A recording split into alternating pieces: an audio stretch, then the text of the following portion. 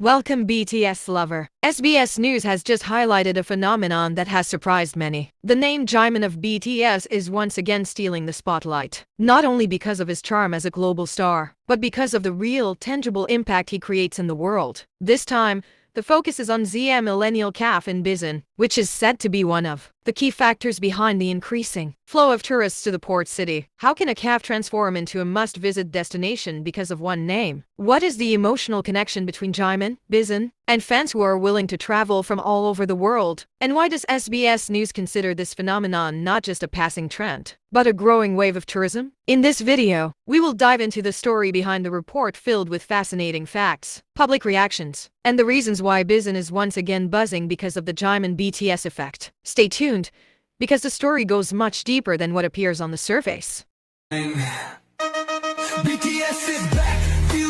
The mention by SBS News was not made lightly. When a major national media outlet places the name Jimin of BTS side by side with a specific location in Busan, it signals something far bigger than a casual trend. It points to a cultural movement, a ripple effect that begins with one individual and expands into economics, tourism, memory, and emotional attachment. At the center of this story stands the millennial calf, a place that has quietly transformed into a symbolic landmark, one that fans now associate with Jimin, Busan, and a sense of belonging that crosses borders. From early morning until late at night, the streets surrounding the calf are no longer just ordinary urban paths. They are filled with footsteps from different countries, languages blending into one another, cameras raised, quiet smiles exchanged between strangers who share one unspoken connection. Many of them are army.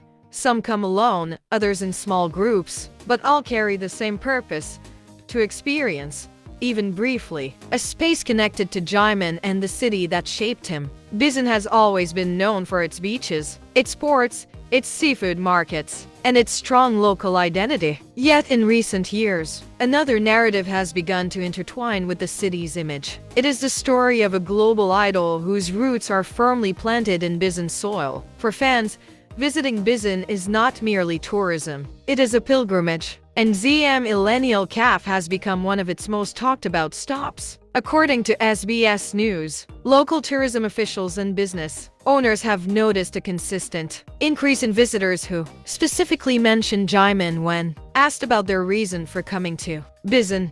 Hotels report international bookings tied to BTS-related travel itineraries. Small shops nearby have adapted by offering multilingual menus, BTS-themed decorations, and even playlists dominated by Jimin's voice. The city's rhythm subtly changes when fandom energy flows into it. What makes the millennial calf stand out is not just its aesthetic or menu, but its emotional resonance. Fans describe the space as quietly warm, comforting, and reflective of Jimin's personality.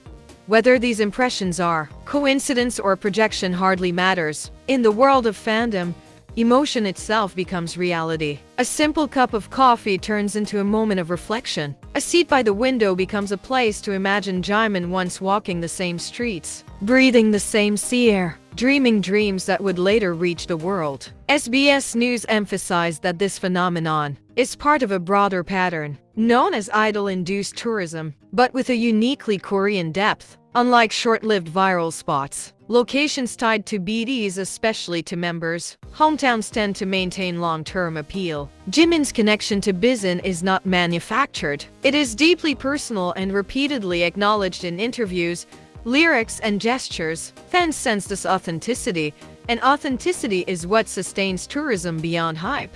Local residents have expressed mixed emotions at first. Increased foot traffic brings noise and congestion, but it also revitalizes neighborhoods. Cafes hire more staff. Taxi drivers learn new languages or at least new phrases. Souvenir shops emerge where empty storefronts once stood. Over time, many locals begin to see fans not as intruders, but as guests who genuinely respect the city and its culture. One CAF staff member, interviewed anonymously by local media, shared that visitors often become emotional inside the millennial. Some cry quietly, others write letters and leave them behind. There are moments when the CAF feels less like a business and more like a shared, emotional space. This, SBS News suggests, is something statistics alone cannot capture. The Busan city government has also begun to pay attention. While officials are careful not to commercialize Jimin's name directly, they recognize the indirect benefits. Cultural roots highlighting Busan-born artists, music history, and local creativity are being discussed. In these conversations, Jimin's influence is unavoidable. He represents not just success, but the idea that global dreams can rise from local streets. International fans traveling to Busan often plan their trips meticulously. Online forums are filled with guides: where to eat, how to reach the millennial cafe, what time of day feels most peaceful, which seat offers the best view. These guides are not official, yet they are more influential than brochures. They are written from the heart, shared from fan to fan, turning personal experience into collective knowledge. What SBS News highlights most strongly is the sustainability of this phenomenon. Unlike one-time events, the flow of tourists linked to Jimin does not fade after a single comeback or appearance. It renews itself with every new fan, every documentary, every song lyric that references home, longing, or memory. The millennial cafe becomes a physical anchor for those emotions. There is also a generational aspect. Younger fans travel with parents. Older fans travel with friends. Some revisit Busan years later, returning to the same cafe, ordering the same drink, sitting in the same place. The city becomes layered with personal timelines, each intersecting with Jimin's ongoing journey as an artist. Critics sometimes question whether such fandom-driven tourism creates unrealistic expectations. But SBS News notes that most visitors leave satisfied, not because they found Jimin, but because they found connection to music, to place, to people who feel the same way. That sense of shared emotion is powerful, and it is what keeps the cycle moving. The millennial cafe itself remains relatively understated. There are no loud signs claiming fame. This subtlety seems to enhance its appeal. Fans appreciate spaces that feel respectful, not exploitative. The cafe's management reportedly focuses on maintaining quality and atmosphere rather than chasing viral moments.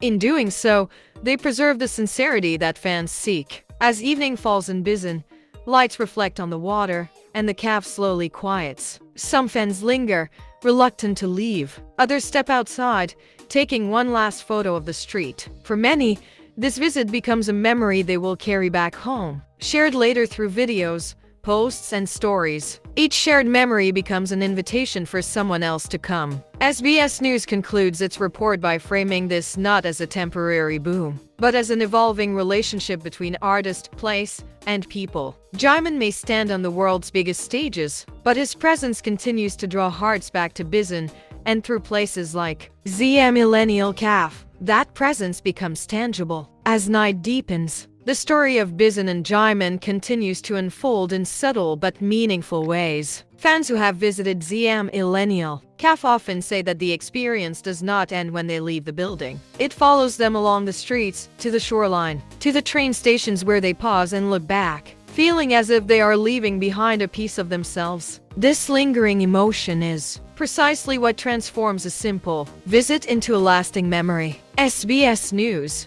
notes that social media plays a crucial role in sustaining this flow of visitors. Photos taken inside the cafe, short videos of coffee cups by the window, and quiet reflections written in captions spread rapidly across platforms. Each post becomes silent proof that the place exists not only on a map, but in the hearts of fans. For many who cannot yet travel, these images serve as promises: one day, I will go too. Local businesses surrounding the millennial cafe have adapted organically. Bookstores display Korean poetry collections often associated with Jimin's introspective image. Small souvenir shops sell Busan-themed items rather than generic merchandise, reflecting fans' desire to connect with the city itself, not just the idol. This balance between fandom and local identity is what experts describe as a healthy tourism ecosystem. There is also a deeper cultural pride emerging among Busan residents. Seeing international visitors speak warmly about the city, learn its history, and respect its customs creates a sense of shared ownership.